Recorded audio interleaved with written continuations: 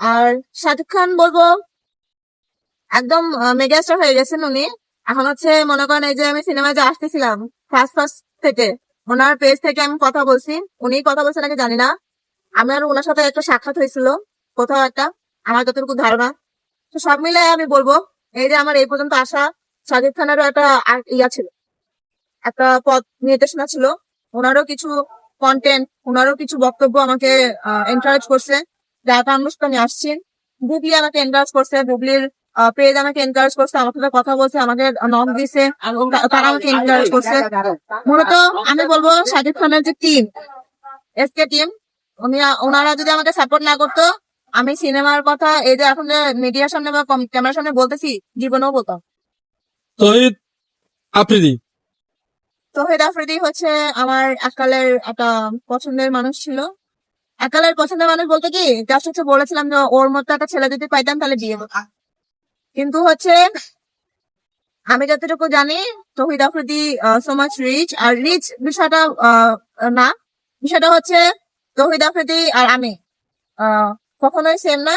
তবে এটা যে হচ্ছে মনে করেন হচ্ছে পার্সোনালি একদম ট্রু 100% এরকম আছে না, লাইক হচ্ছে যা বলছি তাই রাইট, এরকম ভাবে যে ভাবছে সে নেগেটিভলি নিবে। বাট হচ্ছে আলটিমেটলি আমি যদি আফ্রিদি রিলেটেড কোনো কথা বলে থাকি, টোটালটাই প্রি প্ল্যান।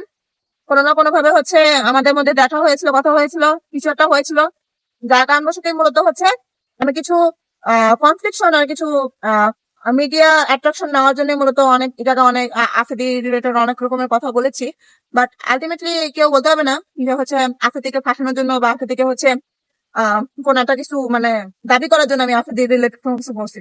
জাস্ট এটা জাস্ট মিডিয়ার একটা রিলেশন। মিডিয়া রিলেশনের ভিত্তিতে একজন আরেকজনের নামে একটা কিছু রেজ করবে, একজনের ভিউজ পাবে, আরেকজনের ভিউজ পাবে, এটা একটা কন্ট্রাকচুয়াল একটা ডিসিশন থাকে, ভাইরাল হওয়ার জন্য। এটা ভাইরাল হওয়ার জন্য। আর এটা হচ্ছে মূলত মিডিয়ার একটা রিলেশনে থাকে, এটা মানুষের ভিত্তি। মানে হচ্ছে একটা সিনেমা যেমন হচ্ছে রেজ করে, একটা নায়ককে যখন প্রদর্শন করে, পুরো একটা গোটা সিনেমা টিম কিন্তু এটার পিছনে লেগে যায়। বুঝতে পারছি। তহিদ আফ্রিদির সাথে আপনার কি ঘটেছিল?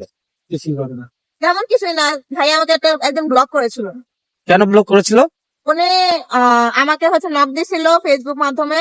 তো তখন আমি প্রথম প্রথম ফেসবুক খুলি অ্যাকাউন্ট। তো পরবর্তীতে হচ্ছে আমাকে নক দেওয়ার পরে আমি জিজ্ঞেস করছিলাম যে আচ্ছা ভাইয়া, আপনি হচ্ছে আসলেই তৌহিদ আফ্রিদি যাকে আমি টেলিভিশনে দেখছিলাম আপনাকে? আমি না বিশ্বাসই করতে পারছিলাম না। অমনি আমার একটা ব্লগ দিয়ে দিছে। ব্লগ দেওয়ার পরে তারপরে অনেকে অনেক কথা জিজ্ঞেস করে, জিজ্ঞেস করতে করতে এই যে 2024 সালে উনি ব্লগ খুলছিল। তাই তারপর কি আর নক করছে আপনাকে? নক করে নেই, তবে ওনার সাথে আমার দেখা হয়েছে। দেখা হয়েছে? হ্যাঁ। কি কথা হয়েছিল?